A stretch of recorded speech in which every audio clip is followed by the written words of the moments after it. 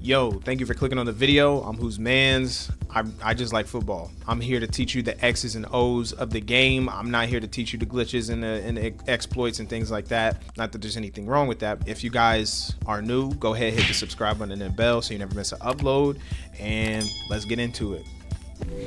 I wanted to make this video strictly because I see a lot of ebooks that come out and they don't explain what happens when you are struggling or different things like that. You know, I see a lot of like, this is what you do, this is what you don't do, yada, yada, yada, but it doesn't really go into the aspects of what to do when you're struggling. So that's the main purpose of this video, is to go over what happens when you're struggling. So definitely stay tuned, lock in, take notes if you need to, and yeah.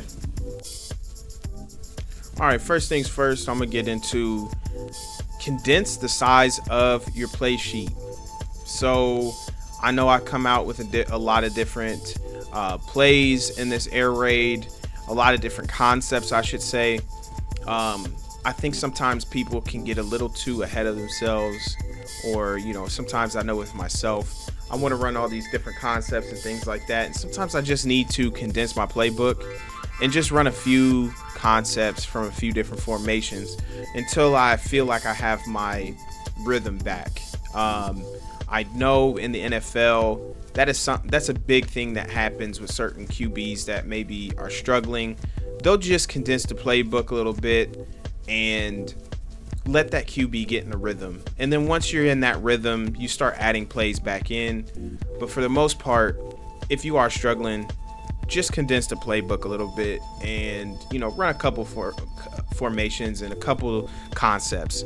And the easiest way that I can tell you to do that is by what concepts are you most comfortable with and what formations are you most comfortable with. Go start there, and you know, that would be to me the easiest way to start doing that, and slowly add in the concepts when you're not having to think so hard about, okay, well, what is the progression here if he does this, and this. Once you start getting a little bit more comfortable, you know, go into practice mode, maybe add another concept or maybe add another formation. And the thing that's going to start happening is you're going to start understanding again, okay, you know what, these plays mesh with these plays really well. So, you know, this concepts mesh with this concept really well in this formation. So I'm going to start running this formation a little bit more. There's a ton of different things that you can do to help yourself get back in that rhythm. But the main portion of that is basically to condense your playbook a little bit, use the plays, use the concepts, and use the formations that you're most comfortable with.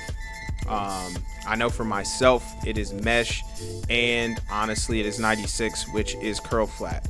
Those are the two concepts to me that I'm just most comfortable with, and sometimes I'll use those to get myself back into a groove. Another thing that I would say is sometimes you got to take a break from playing against people.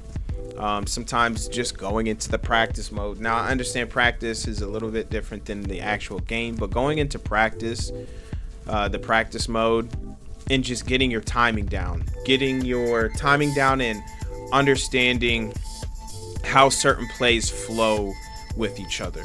What I mean is how there are certain plays that have similar motions but end up doing something different.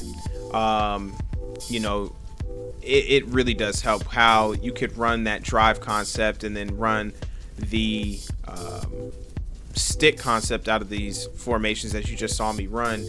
It has a similar motion, it's just they do two different things, and sometimes you can set your opponents up. So understanding what the concepts are supposed to do, and you know how they flow together really helps when you're, you know, struggling with the playbook. So I'm going to go over it again. Condensing the playbook, then going into practice, understanding the concepts and how they flow together and different things like that. The last I'm not going to say necessarily the last thing, but one of the big things too is slowing down. I'm not saying, don't use the hurry up, or whatever at all. But when I say slow down, you got a, 30-second clock when you pick plays. Sometimes you just need to sit there for a second before you hike the ball real quick. Look at what your opponent is giving you. Pay attention to what your opponent does when you're going and selecting your play calls, offensively at least. You can scroll over with the right stick and look at what your opponent's coming out in. That to me is the easiest way to see what, the tendencies of your opponent. Sometimes you may not realize that, okay, my opponent comes out too high a lot, but they're playing cover 3 a lot. So then you can start doing things that attack cover 3, hitting the seams, running your snags, different things like that. You could have somebody who comes out and cover in a single high shell, but they're running cover 2 invert. So you do a lot of things that take advantage of that. You could come against somebody who is constantly running a man defense. So instead of running your, one break routes, start incorporating, multi-move routes and things like that, where you have your zigs or you have your bang 8s. You have routes that have multiple moves in it. So that's something you can do. So definitely slow down. If you got to take a timeout, take a timeout. If you're not super comfortable with something, take a timeout. Punting the ball definitely helps. I don't know how many games I've won because I punted the ball. My opponent couldn't move the ball after I've punted it, and I got really good at punting the ball. Punted and got this guy on the 1, and I was down a touchdown, and I was struggling on offense. I punted it down to the 1. The guy couldn't get out and had to punt it back to me, and I was in a better field position, and I figured out one little thing just from slowing down and figuring out what he's doing, and then from there it was like the floodgates open. So sometimes you just got to go ahead and play smart.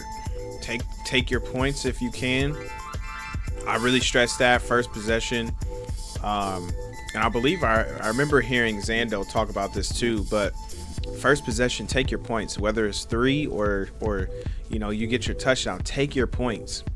A lot of people always try to chase points, and if you're on it defensively but the offense is just lacking a little bit, I'm telling you guys, if you take your points, it makes it that much harder. But anyway, thank you guys for watching the video. That's kind of what I'm talking about there. I'm gonna go over a live gameplay.